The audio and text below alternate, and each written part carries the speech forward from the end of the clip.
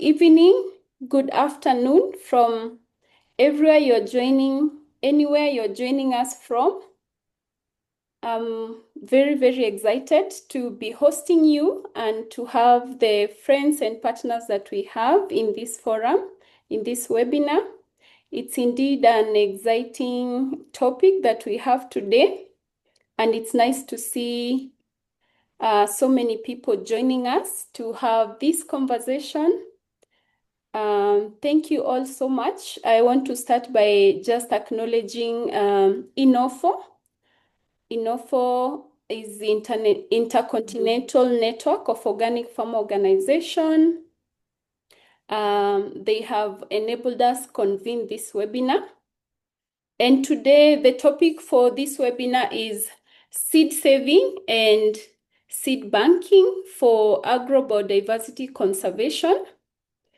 And just maybe to give a context as we start, imagine in a future or a time where your favorite food, the food that you enjoy to eat, your indigenous vegetables, your indigenous local beans, traditional beans, the ones that you enjoy, maybe your grandma's favorite that they cook. Imagine in a scenario where they just disappear.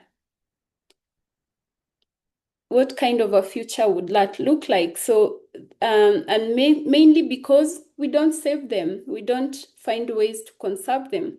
So currently, today, especially around the world, we are faced with climate change, food insecurity, and loss of our agrobiodiversity. And so seed saving and seed banking, they are no longer just traditional practices, technical practices. They are very critical strategies for resilience and survival and for safeguarding our futures.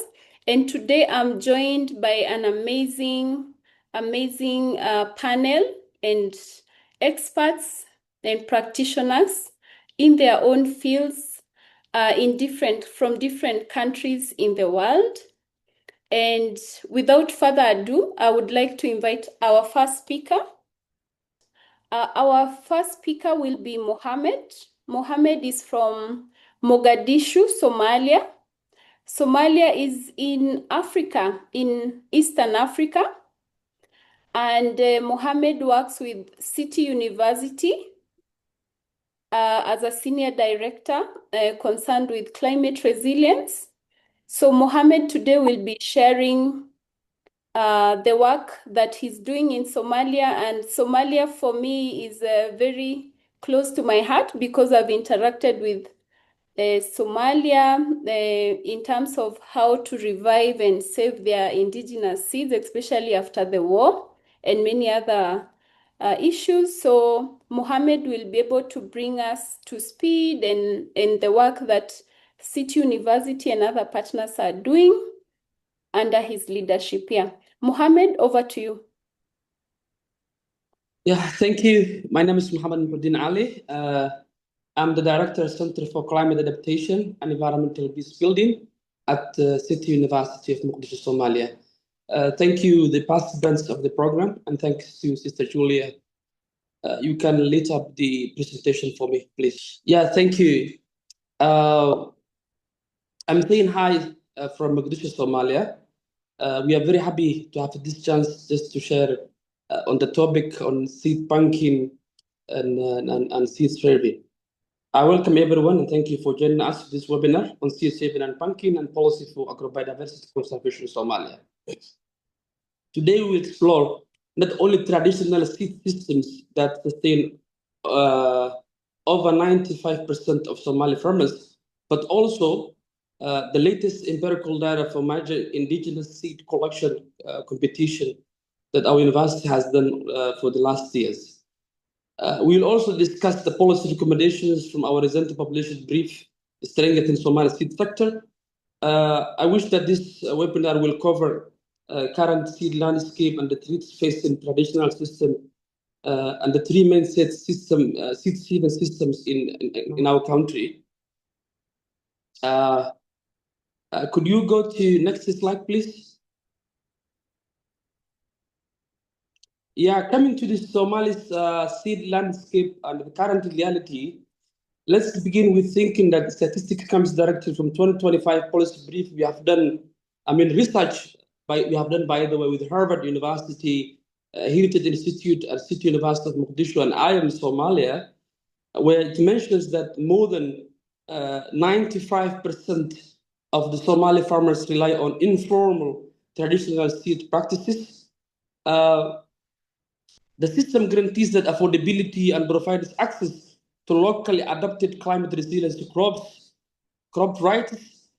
Traditional networks bypass the need of costly external inputs like fertilizers and intensive irrigation systems. Seed ecosystems foster community cohesion and act an informal safety net during severe climatic shocks.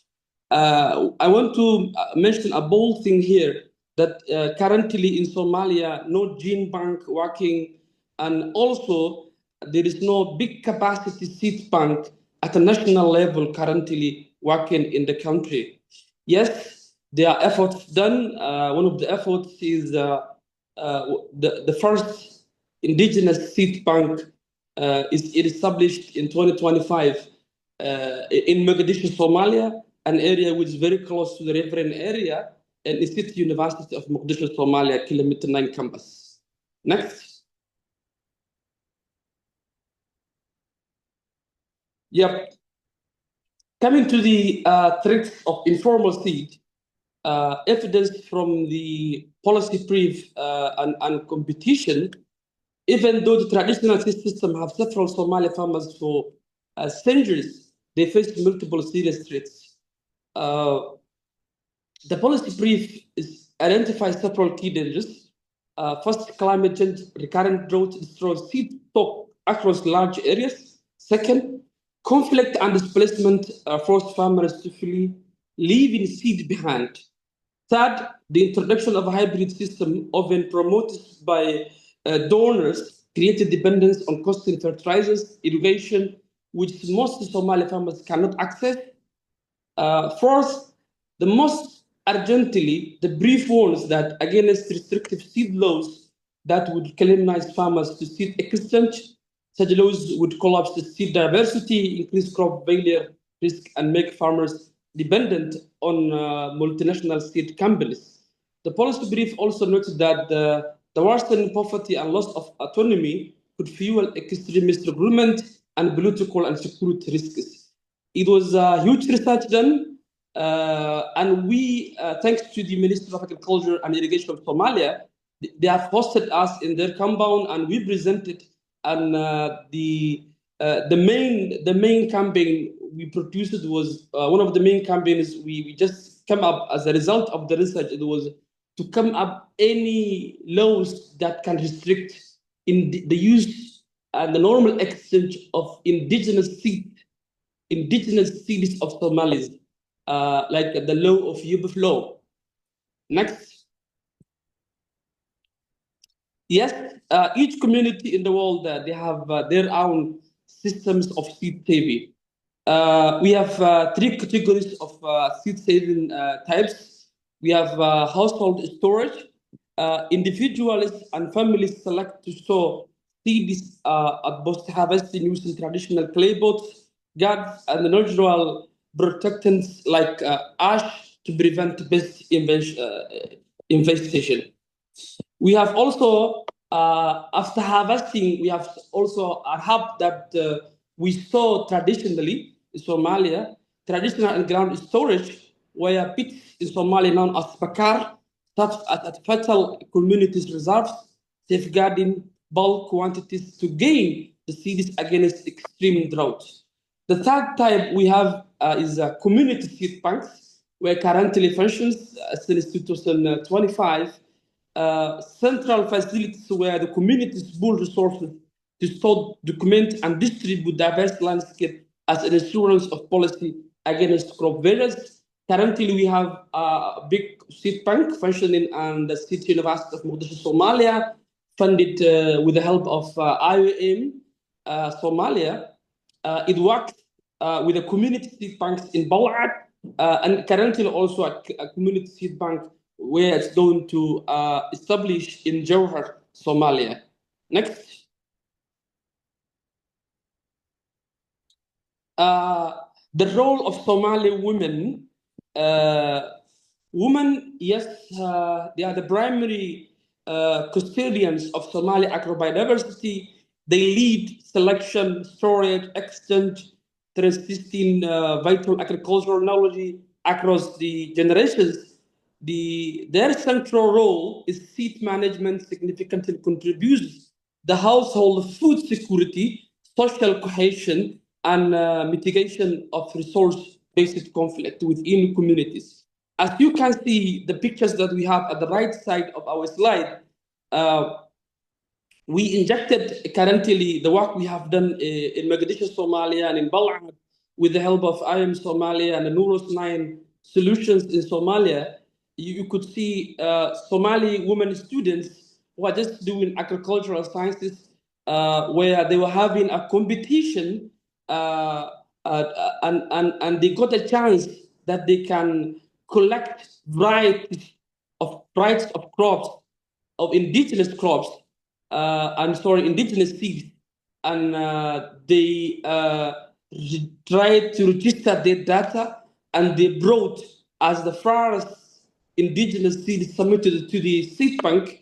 We evaluated, they were having committees, majorly they were from the students of City University of Mogadishu and agricultural students in Mogadishu, and they competed, and we have given laptops and rewards to them. At the other side, you see in the campus we have, it's located inside an IDBs, where about 65,000 IDBs are around us. We distributed to them free water. Also, we do train them seed saving and seed banking and the practices they need to do.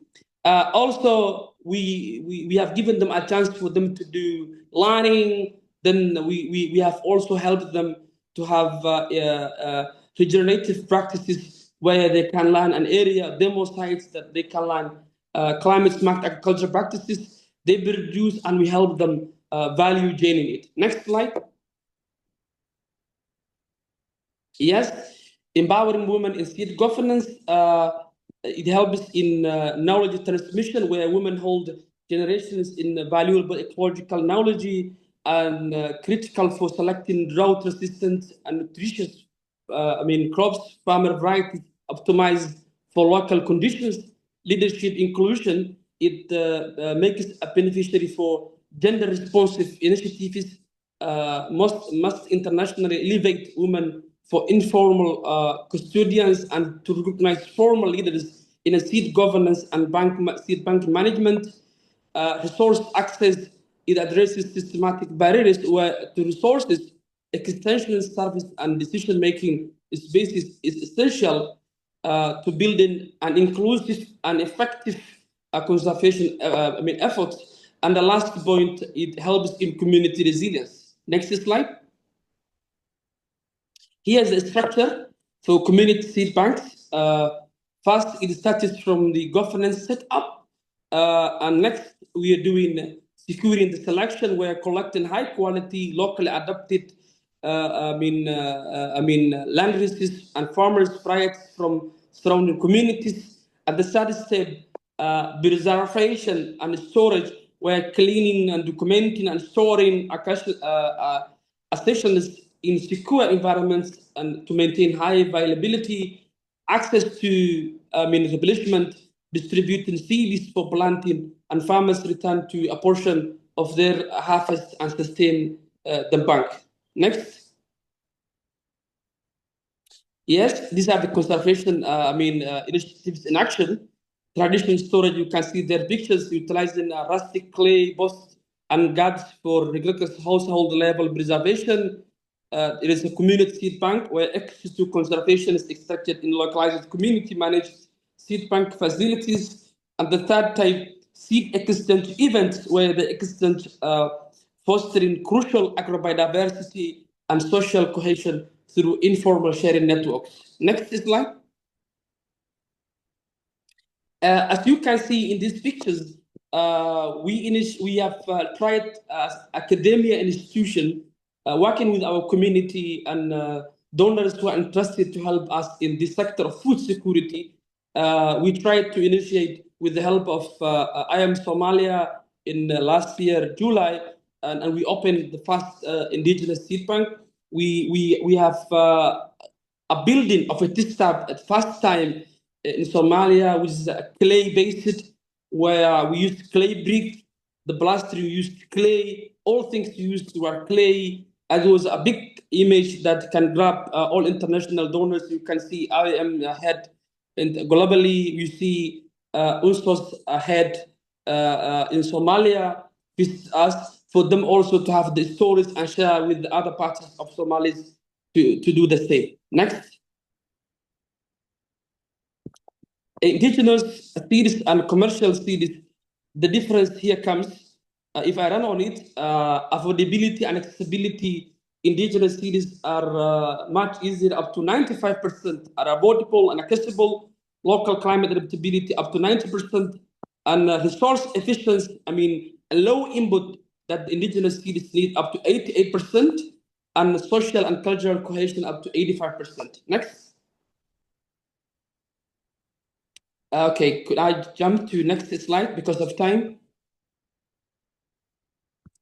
Yeah, here there is a word, a statement that says Somali agricultural stability and economic resilience heavily depends on traditional seed practices, restrictive laws, and could severely disturb this balance, affecting food security and gender equality as social ability, as one of the vision for the future statement output of our last research. Next slide.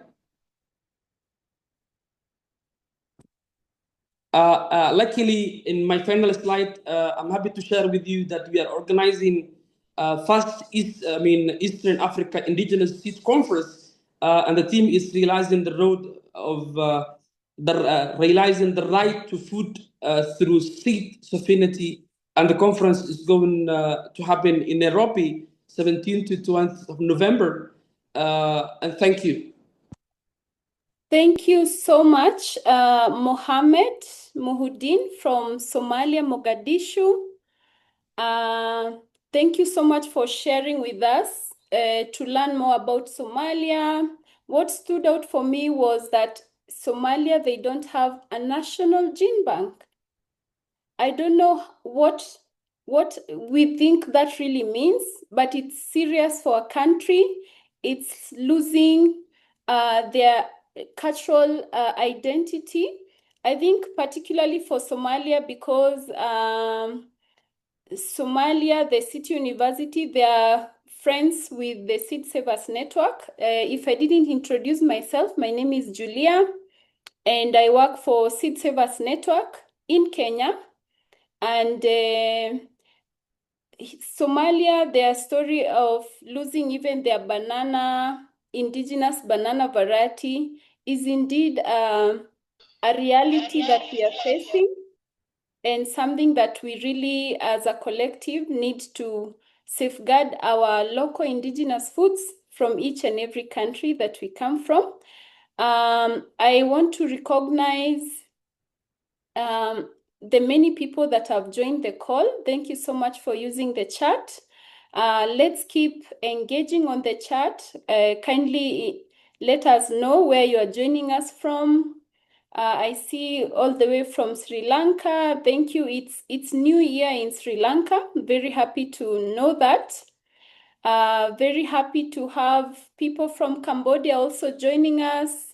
Also from South Africa. Thank you, Tom.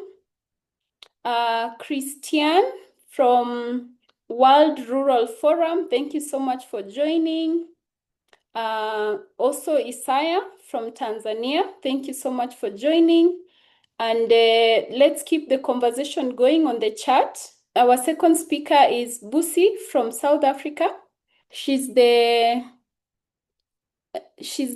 Inofo convener for South Africa. She leads the Intercontinental Network for Organic Farmer Organizations in South Africa. She's also an organic farmer. She's also an activist on farmers' rights for seeds, and she's going to tell us many more things. So, and Busi, please unmute and maybe open your video so that I can confirm you can hear me.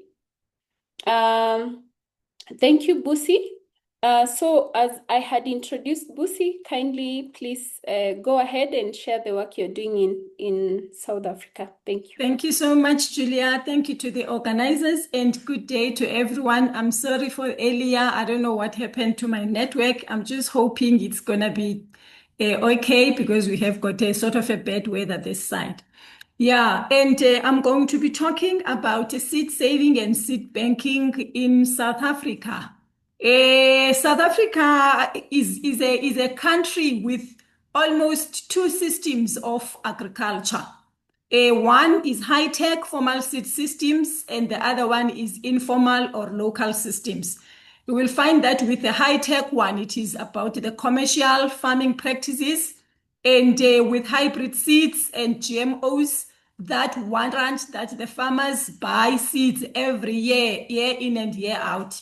And yet the informal one, it is these marginalized informal systems for the rural and smallholder farmers, but seeds from those local systems, the farmer can grow, can save, and then be able to grow again so that they don't keep on buying seeds. Next. Then South Africa's seed regulations. At about 2019, there were bills that were set so that then the seed rules could be like revised. The Plant Breeders' Rights Bill and the Plant Improvement Bill, which made the farmers, smallholder farmers, to be very activist because it was not wanting the farmers to be able to share or exchange or barter the seeds, because in their definitions, those aspects were as equal as selling. And then that was not allowed in South Africa. And then through African Center for Biodiversity, which made a lot of noise with other CSOs like BioWatch and others, TCOE and many others, with farmers now resisting that. Farmers went to parliament, and because of that, fortunately, then the farmers were exempted from not exchanging or sharing their seeds, but then not to sell, which was a win because now we are able to share and barter. Next. And so, as I have said, that the regulation, the resistance from the farmers made that exemption. And how do farmers keep their seeds? The farmers will keep their seeds in seed banks. As you see in these pictures, these are seed banks that were used by our ancestors, and they are indigenous styles, which are also liked these times. If you see that one, that is a double story of a hut, where then the whoever is there will be cooking underneath. The woman would be cooking, and then the smoke from that cooking would be able to preserve the maize so that then there are no weevils. So the structure that you see on the right is from Limpopo, and that is how they are having their seed banks. Next one. And this one on the left with a brick and mortar, it is from the Eastern Cape at Kuzini, where the farmers in the Eastern Cape were funded by TCOE for this seed bank, where they are keeping their seeds. And in the Eastern Cape, we recommend that then the seed bank starts with families. Next slide. So that then the seed saving will start with the family before one can go to the community seed bank. And these are the other ways that the seeds were kept, where the people would be digging a hole in the ground and bury the clay pot, which is sealed with cow dung to preserve the seeds for future use. So these are practices that were done. Next one.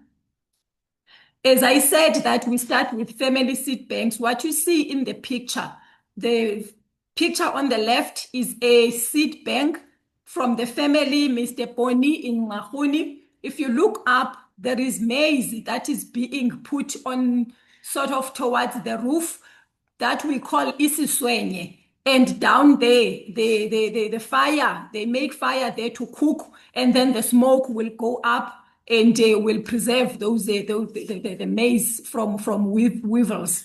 The very same method that was used with that the hut that we saw that has got a double story. And the one on the right with brown bottles, that is my family seed bank. This is from my kitchen cupboard. So starting from the family, so that then you are able to be, when anything happens on the community seed bank, you still have got reserves that you could get from the family, or vice versa. When there is something from the family, then they can get from the community seed banks. So next one.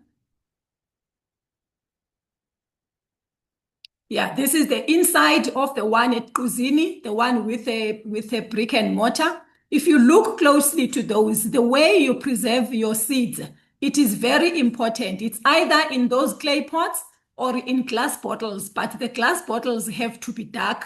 If they are not dark, then it means then you will have to keep your seeds in a very dark place, because the seed has to sleep when it is stored.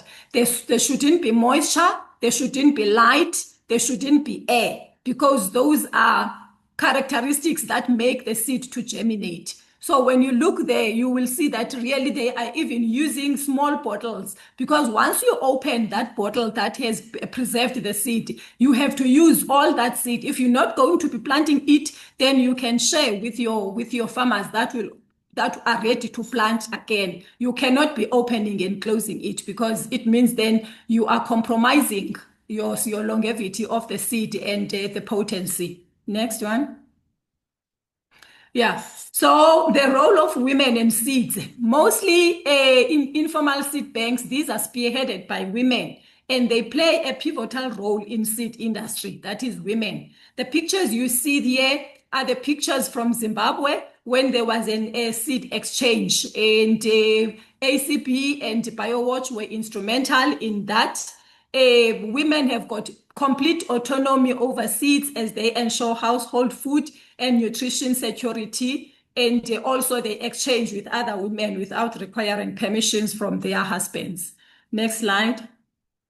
But it is so bad that these seeds now are undermined and undervalued by other societies and by the big ag, which is the industrial farming. So these are types of open pollinated varieties of maize, which is a popcorn. If you look in the middle, I got that it was shared to me in 2020 by a lady, Rushka from Port Elizabeth, and then I planted it. The first picture there shows then from a handful, you can have that much. And because you preserve it so well, then you will have it for a long period, because I still have got that seed. And the very far right, that is a cultivar from Zimbabwe, which is called ZIM 1523, which is an OPV that was piloted by University of Fort Hare, and we planted it, and it gave so much good yields against the saying that the traditional seeds, they don't grow to be long. But look at that, and the yield and the quality is good. Next one. Yeah. This is very crucial. That is, seed banking and seed saving are very crucial for rural and communal land and smallholder farmers. And this is mostly practiced in Limpopo, in KZN, and in the Eastern Cape. And the types of seeds that they prefer will differ, but they are from maize, beans, groundnuts, sorghum, millet, and many, many others. So these practices for seed saving and seed banking, they rely on planting the seed carefully, which is selected, prioritizing genetic diversity and nutritional value over the commercial yield that men usually focus, and that commercial farming focus. So harvesting is done, drying and cleaning and storage. These are traditional techniques that are passed down through generations. So that is why it is important that the indigenous knowledge is kept in here.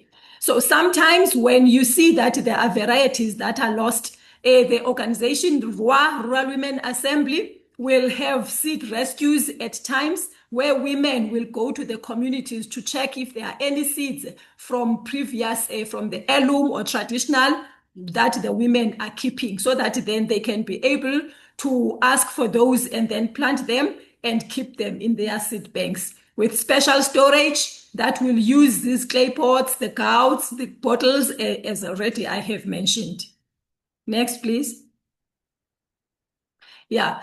So the informal systems of the seed systems for smallholder farmers are based on small-scale farmers' own efforts to save seeds from their crops, and by the farmer-to-farmer gifts, exchanges, and trade. So this is how it happens. If you're an agroecology farmer or an organic farmer, by the time you have to harvest, you will have to let your crops go to seed so that you are able to keep seeds. And there are also like rules of how then you would choose the best to make for your seeds. So the informal seed system provides a rich diversity of seed, including varieties that are relevant to farmers and adapted to local weather conditions. That is why we promote the local seed banks and local community seed banks and local families, because then we need to prioritize those local varieties that are adapting to the conditions of that area. Next. In conclusion, seed saving and banking strengthen the agrobiodiversity and climate resilience. Women as custodians of seed and knowledge holders and leaders of community seed initiatives, they need more support and empowerment to save and banking seed to maintain crops and the diversity of crops, to enhance climate resilience and improve local food and nutrition security. So this is possible through community-led efforts and family and community seed banks that serve this purpose. Women-led cooperatives should be encouraged and mentored through gender-responsive finances, and land tenure for women should be strengthened to help women navigate land use planning and secure their rights over resources. Let us return the culture from agriculture. Thank you so much. Thank you so much, Busi, for sharing the beautiful work that is happening in South Africa. It was very nice to see you with the activism hat and, fighting for seed rights in South Africa. Thank you so much. Something else that I loved was seeing that traditional pot, that is used for storage of the seeds. Communities indeed have very rich traditional knowledge to ensure food security.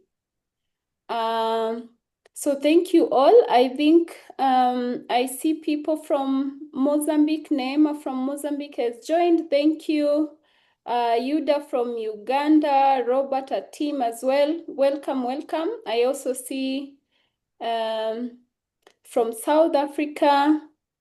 So without further ado, because of time, we are planning to have a question and answer session after two more of our speakers. There's Rowena, and then David will wrap it up for us as we do the Q&A session. So therefore, please stay tuned. There'll be opportunity to exchange in a few minutes, and we are going to share our reflections and even the highlights and also the work that we are doing in other countries. So without further ado, I would like to now welcome Rowena all the way from the Philippines. So Rowena is from Masipac. She's the director at Masipac. I hope, but let me allow Rowena to just come in and just introduce herself as she starts the presentation. Welcome, Rowena. Hello, thank you, Julia. Good evening, everyone, as it is evening in the Philippines, but good day. So I am Rowena. Can we show the presentation now? I am from the Philippines. My organization is Masipag. So I will be sharing our conservation efforts that we have started 40 years ago. So Yeah, so next slide, please. So I will be discussing what is Masipag, what are the context and motivation of our work, our breeding program, and why is it important for the Filipino farmers, what is the practical and advocacy work in Masipag, and why is it important in terms of seeds as commons, and what are the challenges and ways forward. Next slide, please. So Masipag is a network of farmer scientists in the Philippines, comprising of farmers organization, NGOs, and scientists. So it was formed in 1986 as alternative, because of the negative effects of green revolution. As we all know, Philippines is the ground zero for green revolution. It is where the International Rice Research Institute is as located, and who promotes and the major approach is monovarietal and monocropping system, and it uses which you also utilizes chemical and capital intensive agriculture. Next slide, please. So Masipag, as a farmer-led network, our program was a product of a convention, um, and we all know that pre Green Revolution era in the Philippines, we have more than 4,000 varieties of rice. But after Green Revolution, these most of the 4,000 varieties were lost, and we were able to salvage only few traditional varieties, from those 4,000. And these 4,000 varieties were collected by the International Research Institute and now in their ex situ conservation inside their building in Los Baños, Laguna. Next slide, please. So the Green Revolution created a culture of dependence instead of enriching the knowledge and biodiversity. And this culture of dependence undermined food security, food self-sufficiency, and seed sovereignty.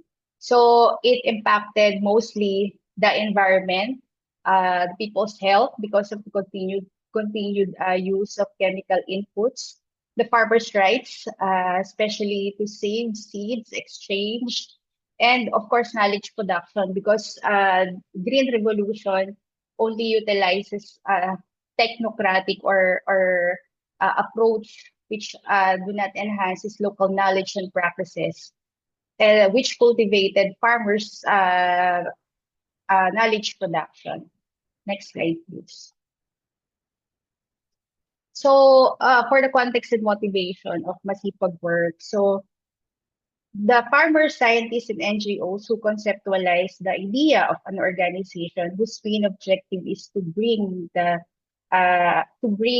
farmers back to agricultural development. So we have four main strategies and approaches in bringing back the farmers into the agricultural development, namely farmer scientist partnership, farmer-led research, the bottom-up approach, and farmer-to-farmer mode of learning.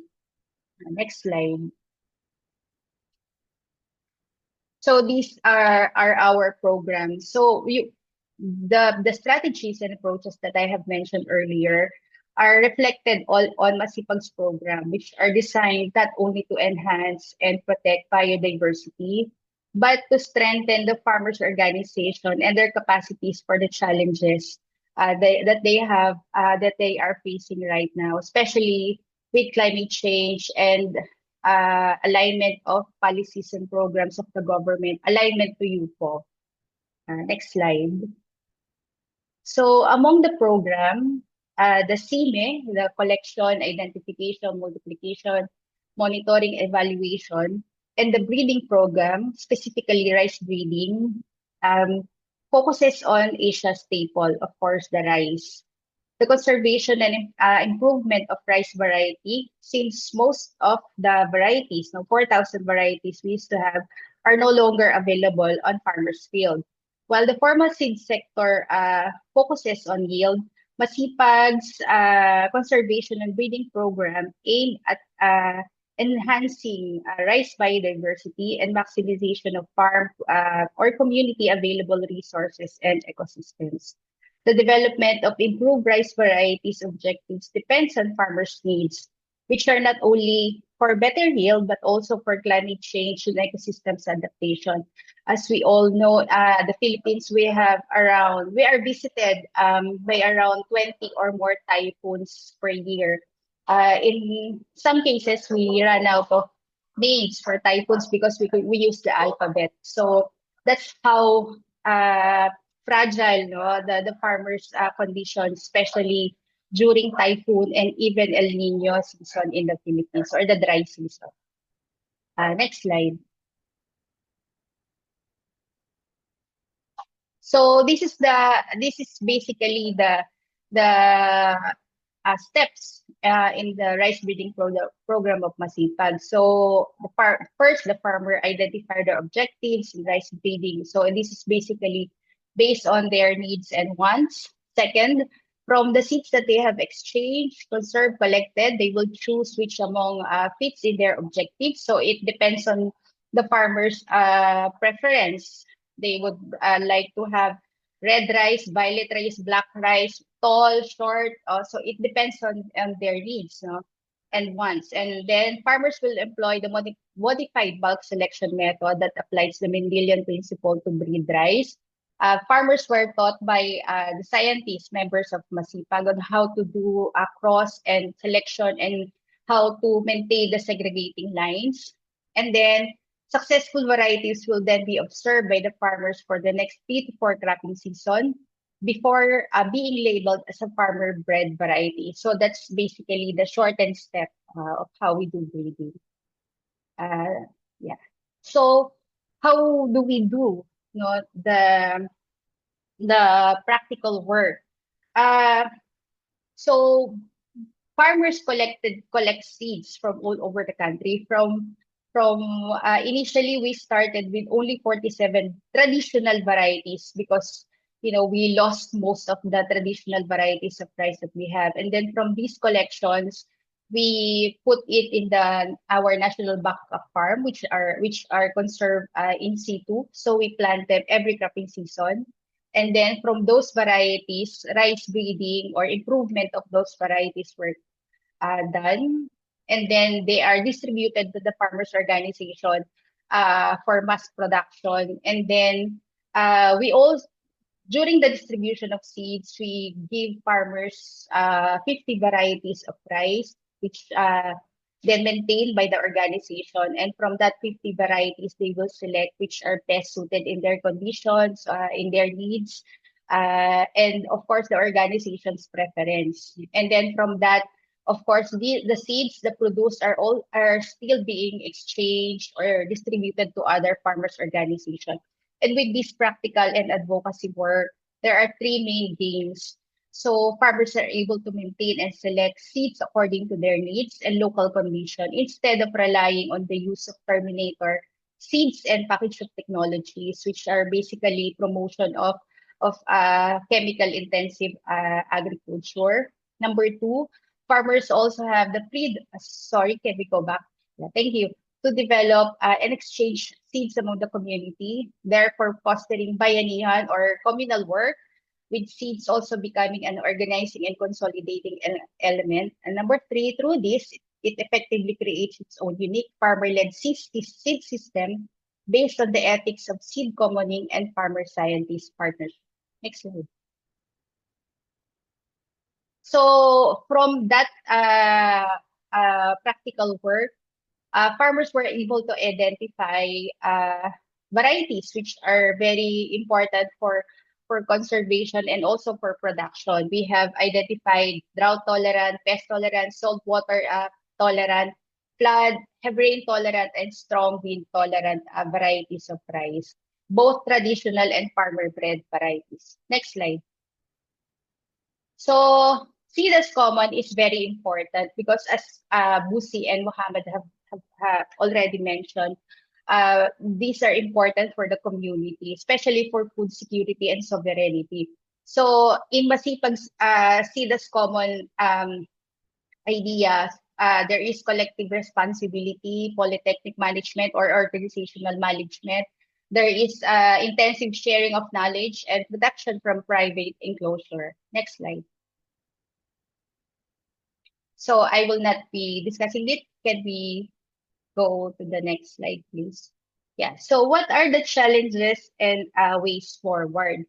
Uh, we all know that uh, with the conservation breeding program, farmers are able to develop varieties that are adapted to the local condition.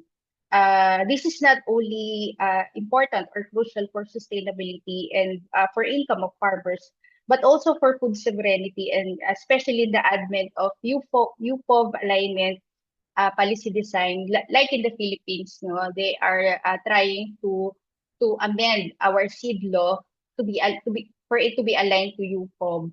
And then this implementation in the Philippines is crucial, and because this threatens not only seed sovereignty, but also the generational culture of seed saving, seed sharing, seed exchange that enhances biodiversity. So seed commoning rejects intellectual property and biodiversity. There should be a shift from state-centric to farmer-led control. The commoning also resists global seed dominance by corporation. But also, we all know that beyond ex situ conservation, the in situ conservation or the living seed system is being practiced by most of the small scale farmers around the world. Uh, and access benefit sharing to common based governance is also important. Next slide, please. So, as a conclusion, no, we should move from government policies and programs of the government to governance. Government policy and regulations are almost often prescriptive, top-down solutions, constraining individual rights and failing to address inequalities and needs of the poor. And it maintains status quo. So still business, no, is being promoted here. Governance is about shared problems, construction as it is about collective solutions. We mobilize citizens as knowledgeable and political actors engaged in a dynamic network politics. And solutions are not up there, but down in the communities. It is with the farmers, no? The solutions are with the farmers. So, yeah, thank you so much and good day, everyone. Thank you so much, Rowena. What a strong call to action. We should move from government to governance. So something to ponder about, especially from our different countries, with the different advocacy movements that we are part of. So thank you so much. So happy to learn about the beautiful, amazing work that MACIPAC is doing and leading in the Philippines. It's indeed a leader in terms of farmer-led participatory breeding. It was a very nice learning for me and I believe for many others in the platform. So thank you so much. Without further ado, I would like to welcome David. So David is the General Secretary of the IFOAM Seeds platform. He's based in the US, in Portland, Oregon. So David has worked on the issues of seeds and seed sovereignty and quality for the last 30 years now. So he's for sure a thought leader in the space. And I'm happy to have David in this platform joining us. So David, over to you. Thank you, Julia. I appreciate the opportunity to be with you all today. I want to thank you, Seed Savers Kenya and Inofo for having this important discussion. And I want to thank also Mohammed and Busi and Rowena for their different presentations that really show different levels of the kinds of activities and the diversity of activities that we see in the seed space.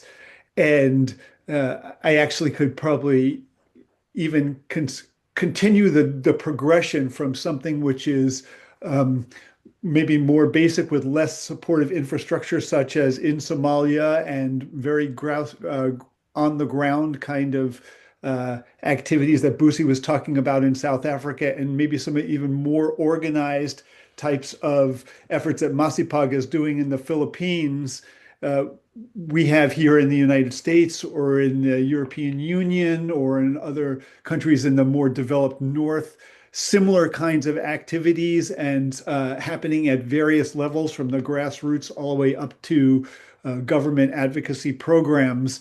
And it's all to say that from my perspective as the iPhone Seeds platform, where we are a sort of a global umbrella organization, that my experience is that there are so many organizations and so many people and groups working on this topic in a like-minded way around the world. And even after all these years, I still meet almost every week more groups and more people who are working on this issue. And that is really important because in this day and age, there are essentially two kinds of choices about how we move forward with our biodiversity and our seeds and our seed sovereignty. You can either take the organic and agroecological approach that we've been discussing here, right? And we don't have to talk about certified organic. We just have to talk about being aligned with the principles of organic and agroecology. We can use that model, or we can use this multinational consolidation model, which tries to control the seed supply and put the power and the wealth in just a few multinational corporations' hands. And the two are working at very different purposes. And the other side, if you will, we can say they have a lot of power and they have a lot of money, but there are many more of us than there are of them. And that is our power. And what is necessary for us to maintain our seed sovereignty and our diversity and our power and our shared commonwealth here is that we need to actually organize ourselves a bit better than we have been in the past.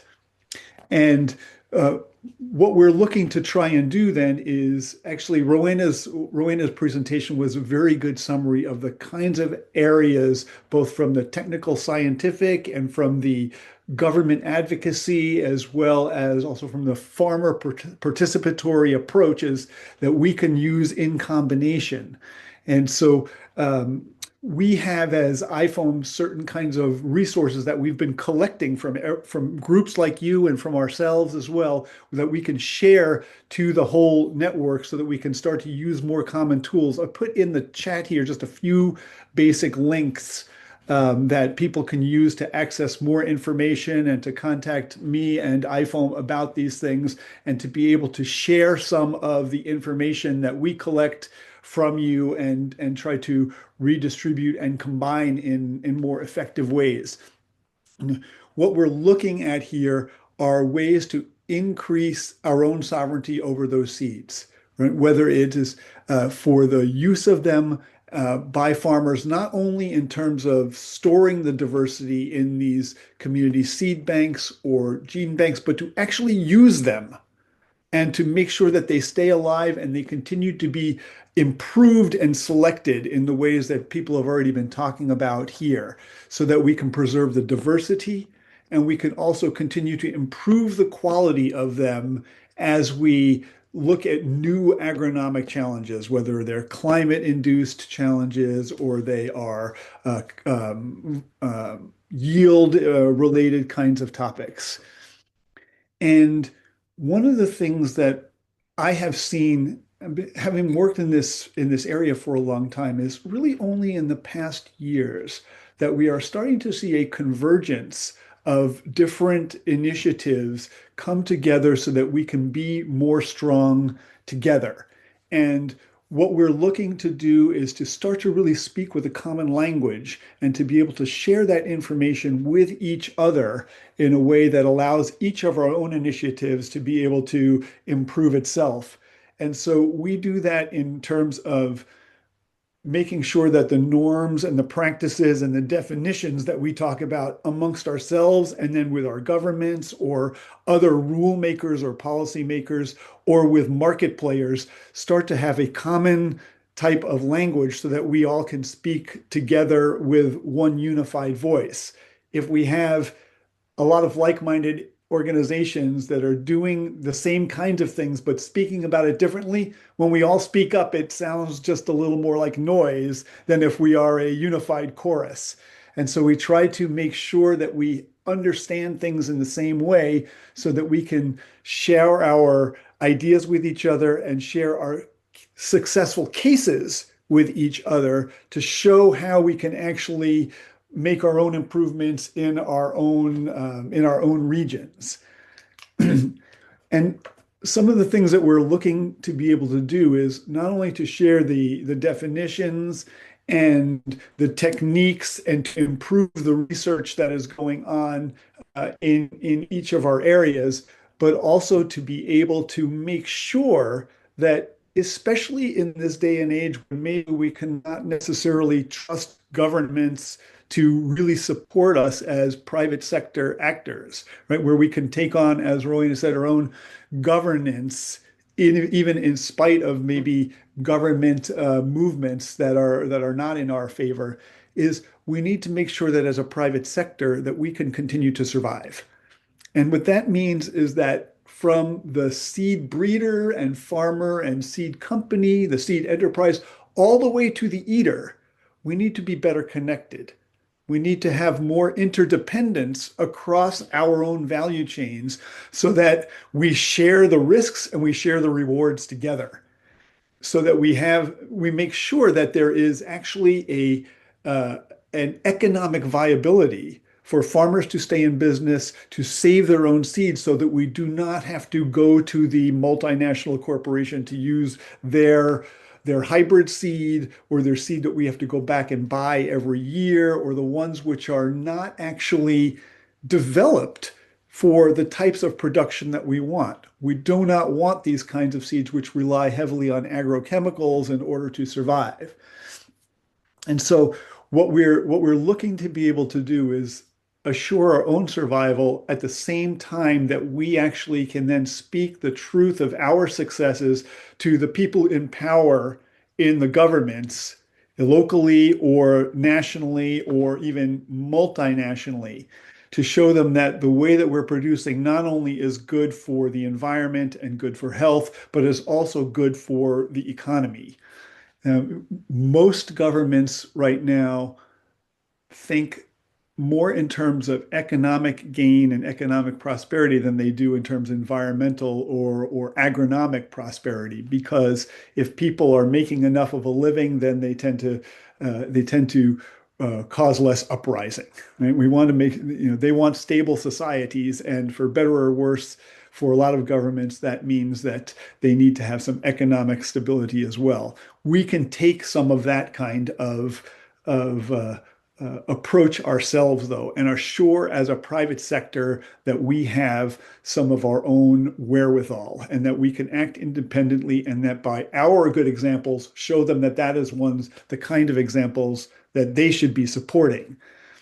In terms of making sure, though, at the same time, that we call out the policies that are not favorable to us, that we actually also take concerted action with each other. And so Rowena had mentioned UPA, the Universal Protection of Varieties, which is being driven in a way which, as Busi and Mohammed also talked about, moves toward the criminalization of basic acts of saving seed. And so there are movements such as this one, Stop UPAV, for instance, which is a global initiative to try to make sure that these corrupt policies are called out and that we can organize ourselves to resist them. So I think what I want to do now, though, is try to just wrap up some of these individual comments, Julia, and from myself, and try to talk about them more in the context of these different kinds of initiatives that we're seeing here, and think about how do we move together more strongly? How do we actually share information with each other so that we can meet our own respective challenges on the ground where we are, and how can we connect more with others to actually scale up our own impact. Because as I said, there are many more of us than there are of them, in a sense, many more agroecological and organic farmers than there are agribusiness, agro-industrial types of farmers. But we are not so well organized as they are. And so part of, I think, our task right now is to be able to share our successes and our inspiration and our information with each other so that we can actually start to act more cohesively with each other. And so I would encourage people to ask some questions in the chat here as well. And I would also put it maybe to you, Julia, and to Busi and Mohammed and Rowena as well, to talk about, from your perspectives, how can we actually come together in a more coherent way. So let me stop there, at least for a minute or two, and get some other reactions. Thank you so much, David. For sure, I think the question is, how can we come together? How can we have all these people from the entire value chain, producers until consumers? How can we together communicate?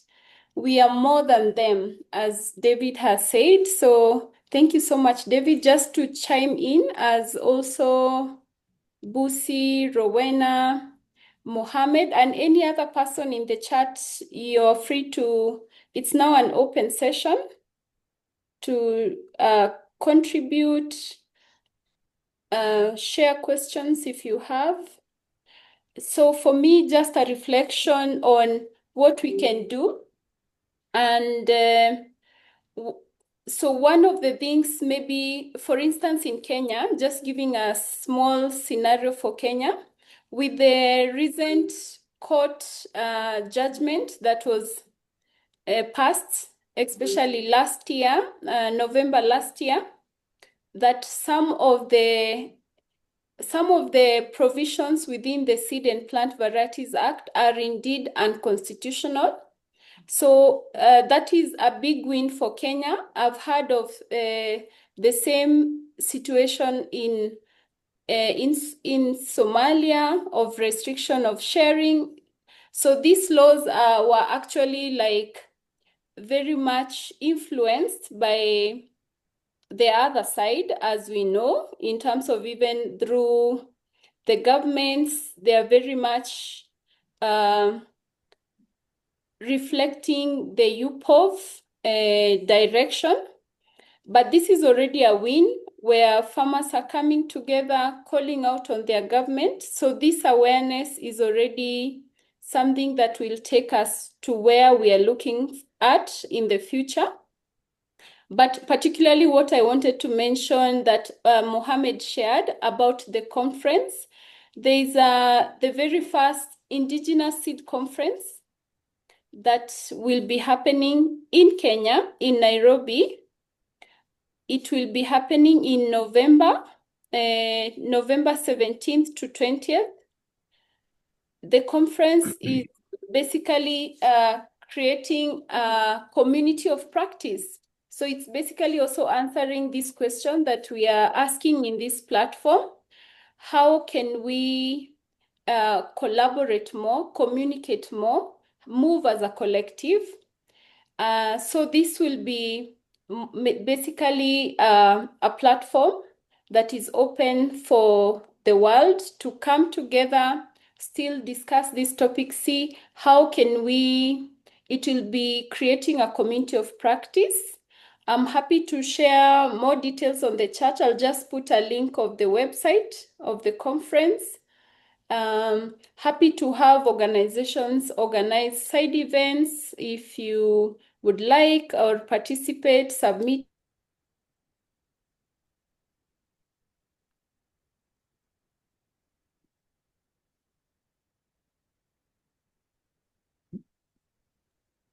Julia, you look like you froze on me.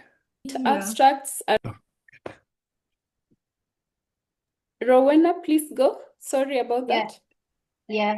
Thank you, Julia, and also David, for your question. I think that's very important question, how we will uh, go together, not only as a community, but a movement, to save the seeds and to bring the seeds back to the hands of the farmers. So globally, there is, of course, the iPhone Seeds platform and other networks that are working towards conservation, but then also we can work in our own country and partner with other organizations, even consumers. For example, in here in the Philippines, there are organizations that are into enhancing, promoting uh, the local varieties of culinary activities using traditional varieties of seeds and the underutilized seeds and underutilized vegetables and other crops. So they gather together, different organizations gather together, cook traditional dishes using local and traditional seeds, because traditional crops, because now our food is we only cook a very few vegetables, no? Because that's what are planted in our field. But this organization, these are consumers, chefs, vegetarians, food advocates. They are gathering together and helping farmers, improve the traditional way of cooking, or promote again, because this traditional way of cooking is being forgotten by the recent generation. So I think we can also involve them, not only the farmers and the advocates, but also other organizations who are like-minded. Thank you, Julia.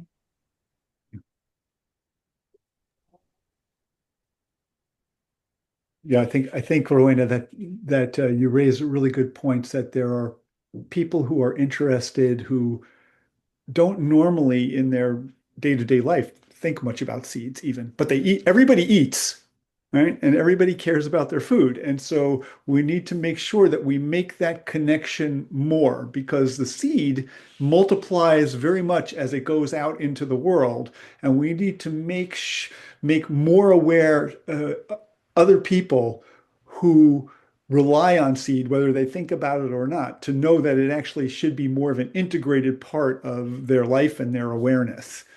So I have another example to give too, but Busi, I see you have your hand up as well. So why don't you go? Yes, thank you so much. As you were asking that question during your talk, David, I was thinking of PGS as you were rightfully talking there, because what you were mentioning is what PGS is all about. And that could only be for local, because you cannot do PGS beyond being local, meaning that then from the provinces, districts, whichever way you do it in your country, but it should be at country level. And then going beyond that, like organizations like Inofo, which is a farmer-led organization, which would have MOUs with NOEMs, which would be organic agriculture movements in their countries, and then CSOs, and go all with continental and organizations and networks, such that then this can be multiplied, because there's a lot that is happening locally. As you were saying, there's many of us doing different things and maybe same things, but then these are not like collaborated for them, for us to be having that voice that says, stop you, Pov. It's like now it's just blah blah blah, because then we like singing, and there's no advocacy strength. So that's my how I see it. Thank you. Yeah, I fully agree, and I think you're right in the sense of, you know, sustainability and food systems starts locally, right? And what we're really trying to do is have seed-based food systems, so that the local adaptability, the local diversity, the local culture is maintained, and that it branches out from there, as opposed to coming from the top down of the multinational type of seed corporation, for instance. And so just to give an example of the other extreme. We are working right now on a case in Japan, where in one of the major rice producing prefectures there, in 2025, 70% of the rice crop in that prefecture was a patented new genetically engineered variety.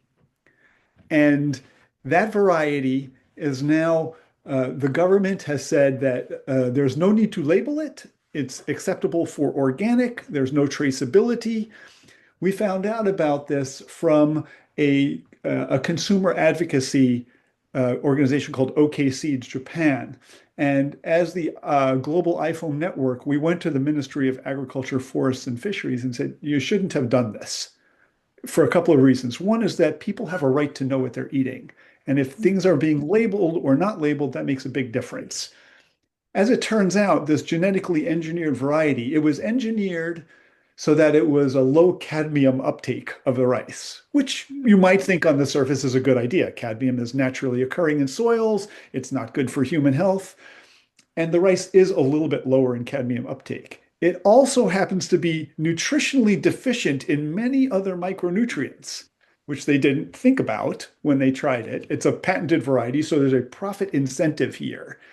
So we have actually spoken as a movement, as a private sector movement to the ministry, and they're listening to us because they are interested very much in having a global harmonized organic standard so that they can export their product.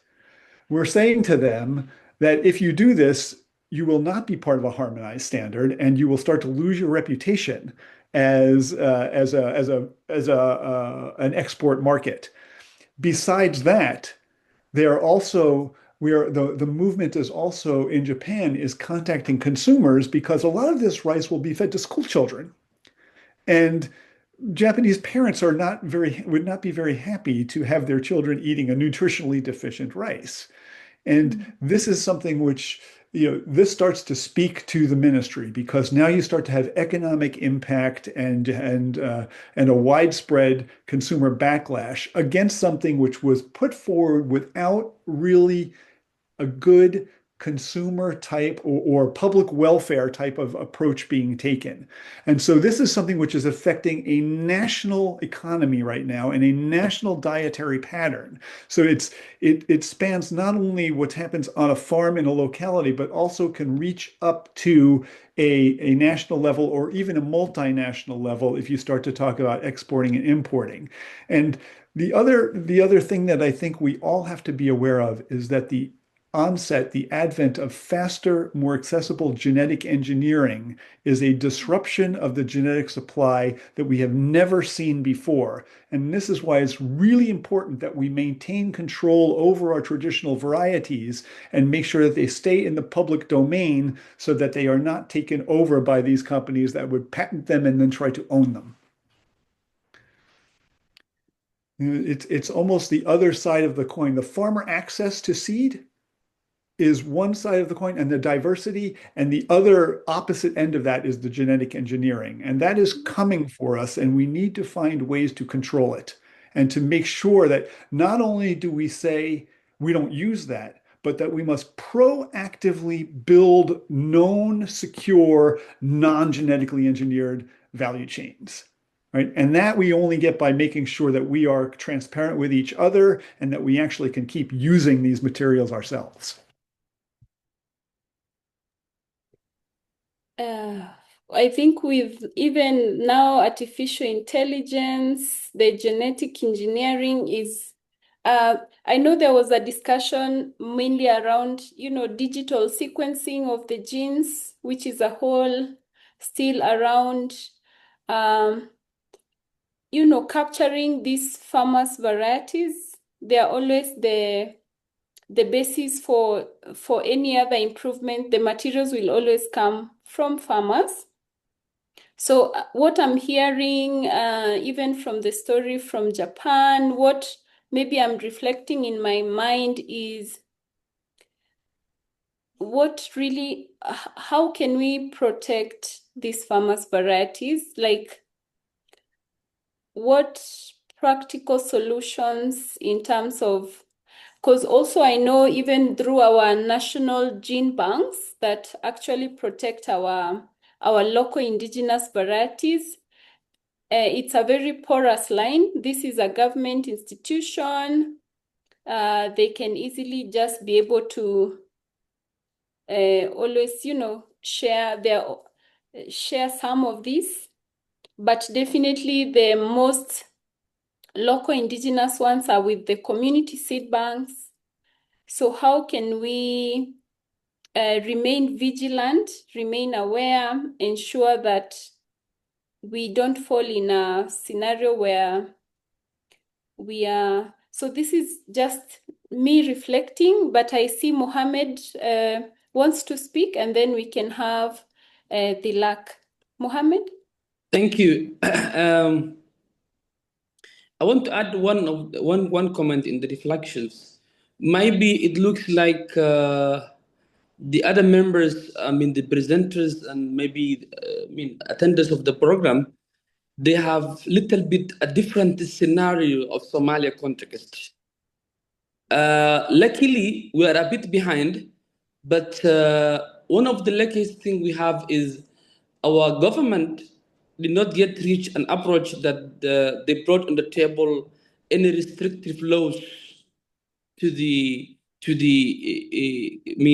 exchange or the use of indigenous seed system with inside the community, farmer communities. With the help of the organizations I've mentioned, led by Harvard University and Heritage and City University and I Am Somalia, the idea behind the research we have done on strengthening the seed system of Somalia, where one of the outputs we have in as a strong recommendation is the government should not accept and should not vote and should not have the government of Somalia any kind of overflow. We were just going ahead because we were having that maybe there's a possibility in the future also that the government may have. But we brought ahead something of scientific basis that our community, 95% and plus, they are using informal seed system and they cannot avoid of those laws. We know what's going on in Kenya, our neighboring country, and the way they are suffering with Yuba flows. In the other side, as a community, Somali community, mostly they use traditional food. Maybe one time in their meal system. For example, dinner. We can say 90% and above Somalis they use their own products. Yes, still we import a lot of varieties of food, majorly rice, sugar, but locally we have also our varieties of rice produced majorly in Middle Shabelle or Johar zone. Yes, we are one of the major exporters of banana in Africa. And we are in a public figure, one of the leading countries in the world for banana production. Yes, in recent time, after the collapse of the system and the central government of Somalia, since 1991, the country was suffering. But now it looks like there is a wake-up call that our farmers, yet they are suffering with climate impact, still they are ready to contribute, invest their country, and produce and let the community to have their own indigenous products. Thank you.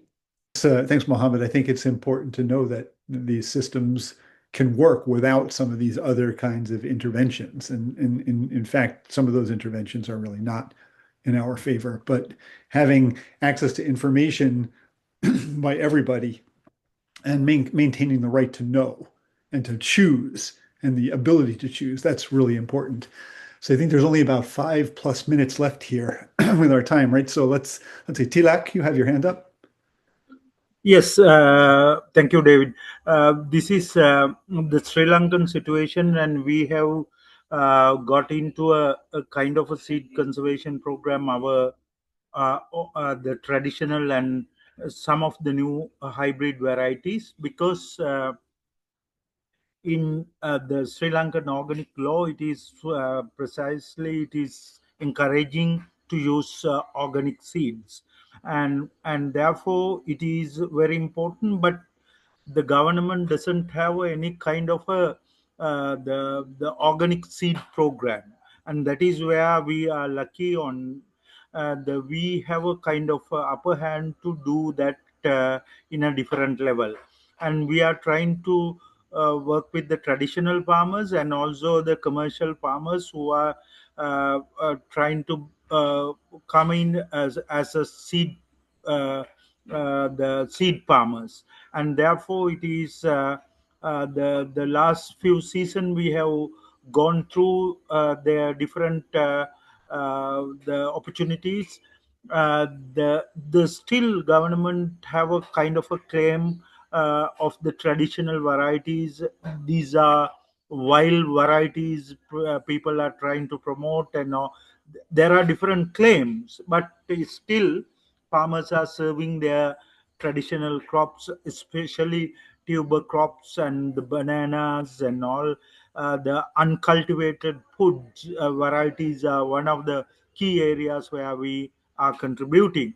What is here I am expecting as a group where we can play a role, because knowledge is a very important factor when it comes to the conservation of the seeds, and therefore I think our knowledge should be exchanged within the among our groups, and the as much as possible, and how we can work on the especially on the biodiversity, the different this coming biodiversity framework and all other things, because there are some opportunities in the COP 17 where we could go ahead with some of the discussions and the programs.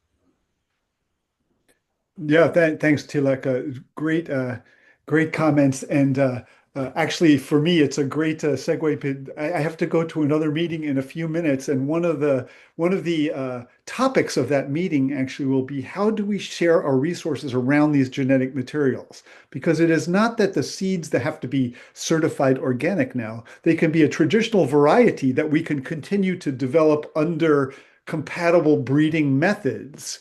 Right? And there's that diversity we need to continue to keep and preserve and not lose it any further. But one of the ways in which we're working on that, and our meeting, my meeting next is with FIBOL, the Research Institute of Organic Agriculture in Switzerland, is how do we have part of a shared digital infrastructure so that we know what seeds are where, who has them, what kind of traits they are, so that we can start to share them more readily, right? We need to have that library more held in the commons so that we can share that information. I know actually in the Philippines, the Philippine government is starting to launch a database of traditional varieties. And I think that Masipag is aware of those kinds of things as well. And so this is part of the shared information that we're trying to have as this convergence of a movement, is how do we share the workload amongst us so we're not being redundant?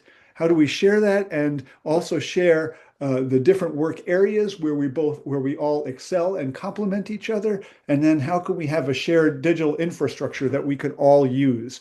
So I encourage people to contact me at the Seeds platform, and that's a way to plug into some of these more central information systems that we're helping to try and develop, along with other organizations that are involved in these international communities of practice around seeds, like Oxfam Novib and Let's Liberate Diversity and FIBOL. We're all coming together, and this is another good step, this meeting we're having now. Rowena, I see you had your hand up, and we still have a minute or two at least, so. Yeah, I would like to answer Julia's question. No, if we can actually fight GMOs and the production, actually we can. We did that in the Philippines when we stopped the commercialization of golden rice, which is genetically engineered. I think for vitamin A purpose. So we just have to be united and back with science and of course the practices of our farmers. And we can do that actually. Yeah, very quickly. Yeah. Thank you so much. Yeah. Thank you, Rowena. Thank you also, David, for bringing to our attention the work and the information pool that is working. I think just to reflect quickly on that, with the biopiracy, especially that happens around the world, is mainly because of lack of documentation of this, farmers' variety. So I think that in one way or the other will be able to solve a lot of also problems with biopiracy of, farmers' varieties for sure. So David, maybe you could give your final words and then I can come in to close the webinar. Yeah. Yeah, thanks, Julia. Yeah, I would just second what Rowena said. We, as the private sector, have an incredible amount of power here. Governments respond to what the people want ultimately. So we need to speak for what we want. And as I said, there are more of us than there are of them. In the United States, where we have had an unregulated wild west of GMOs for 30 years, the reason that we have choices now is because the private sector has spoken up and has organized itself. And so we need to continue to keep ourselves organized so that we can relate to these governments in a way that they listen to us.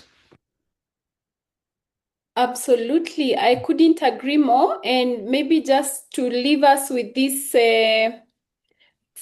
from even what we're seeing as movement working, it's bottom up, led by farmers themselves. So even as organizations working with farmers, let's continue sensitizing our communities, having knowledge on what the seeds they have as their own traditional seeds. Let us bring them in the forefront of policy advocacy with their government. We've really had a great time. I know many people would want to maybe have fewer comments, but because of time, I beg we close here. I want to acknowledge comments on the chat. There was a request to share the presentation. You will be able to receive these presentations in your emails that you registered with on this webinar.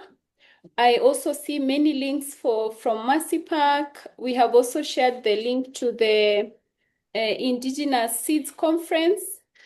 There is also a question from Ubuntu Farmers Foundation. They want to be assisted with organic seeds for moringa, for maize, and they have left their number here. So maybe we can be able to assist them. I think maybe Busi, this could be a contact from Southern Africa, I think. Let me see. So thank you all so much. Before closing, I would like really to acknowledge also the IUCN and FAO and Forest and Farm Facility Platform. They're the funders of Inofo project that we are doing together and that has facilitated and enabled us to hold this webinar and bring this conversation together. So many thanks to the people supporting this kind of work, and many thanks to the many organizations represented in the chat and working with communities and farmers and even farmers in this webinar.